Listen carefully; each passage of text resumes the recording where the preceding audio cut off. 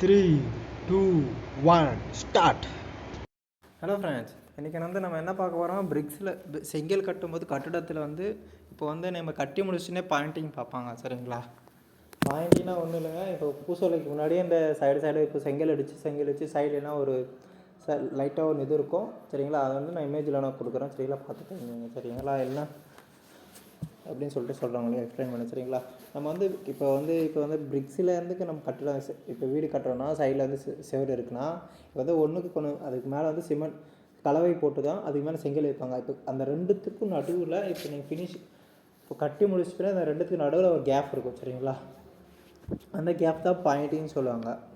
சரிங்களா? பாயிண்டிங் பார்க்குறது தான் அதை பற்றி தான் நம்ம இன்றைக்கி பார்க்க போகிறோம். சரிங்களா? அதை பற்றி கொஞ்சம் நம்ம ஃபுல்லாக எக்ஸ்பிளைன் பண்ணுவோம் இன்றைக்கி. சரிங்களா? அது எப்படிலாம் பண்ணுறாங்க, அது என்னென்னவா இது பண்ணி மெட்டீரியல்ஸ்லாம் தேவைப்படுது, அதை பற்றி நம்ம பார்ப்போம். சரிங்களா? பிரிக் பாயிண்டிங் ஆர் ரீபாயிண்டிங். இப்போ பாயிண்டிங் பண்ணிட்டு ரீபாயிண்டிங் பண்ணுவாங்க. சரிங்களா?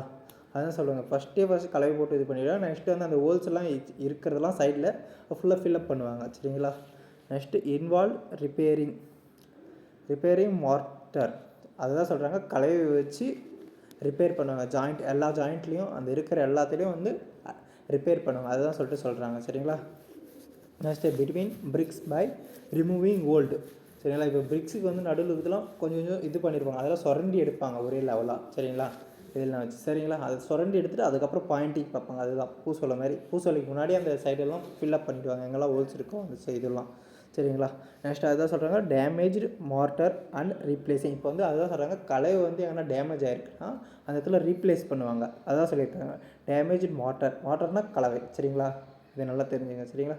டேமேஜ் ஆகிறதுல ரீப்ளேஸிங் பண்ணுறாங்க. என்னத்துலனா ஃப்ரெஷ்ஷாக கலவை வச்சு அச்சீவ் ஏ டிசைடு ஜாயிண்ட். அந்த ஜாயிண்ட்லலாம் புதுசாக அந்த கலவை வச்சு அட்டாச் பண்ணுறாங்க. அதுதான் சொல்கிறாங்க.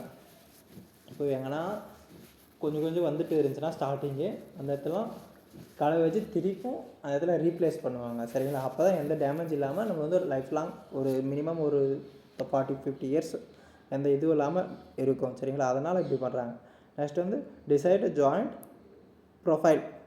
சரிங்களா? அப்போ தான் ஒரு பிக்சராகிட்ட தெரியும். அப்போ தான் ஒரு வடிவம் சொல்லிட்டு சொல்லுவோம்ல, எந்த டேமேஜ் எந்த இது சேதாரம் இல்லாமல் இருந்தால் மட்டும்தான் அது கரெக்டான இது ஒரு வடிவம். சரிங்களா? அதை தான் சொல்கிறாங்க ப்ரொஃபைல்னு சொல்லிட்டு.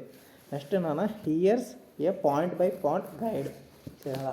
இது பாயிண்ட்டாக உங்களுக்கு சொல்கிறேன். அதுதான் சொல்லிட்டு கைடுன்னா உங்களுக்கு தெரிஞ்சுக்கோங்க. சரிங்களா? வேறு இன்னும் இல்லை, ஒரு இன்ஃபர்மேஷன், ஒரு சின்ன இன்ஃபர்மேஷன்லாம் தெரிஞ்சு வச்சிங்கன்னா உங்களுக்கு ஒரு ஃப்யூச்சரில் எல்லாமே யூஸ்ஃபுல்லாக இருக்கும். அதனால தான் உங்களுக்கு வீடியோ எல்லாத்தையும் போடுறேன்.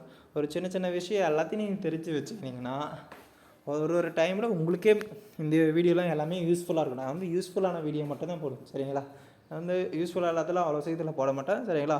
எல்லாமே தெரிஞ்சுக்கிறதுக்காக ஒரு இன்ஃபர்மேஷன் கேதர் பண்ணி தெரிஞ்சு வச்சுக்கோங்க. சரிங்களா? ஏதாச்சும் டவுட் இருந்தால் நம்ம கமெண்ட் செக்ஷனில் கமெண்ட் பண்ணுங்கள். நெக்ஸ்ட் வீடியோ பார்க்கலாம்.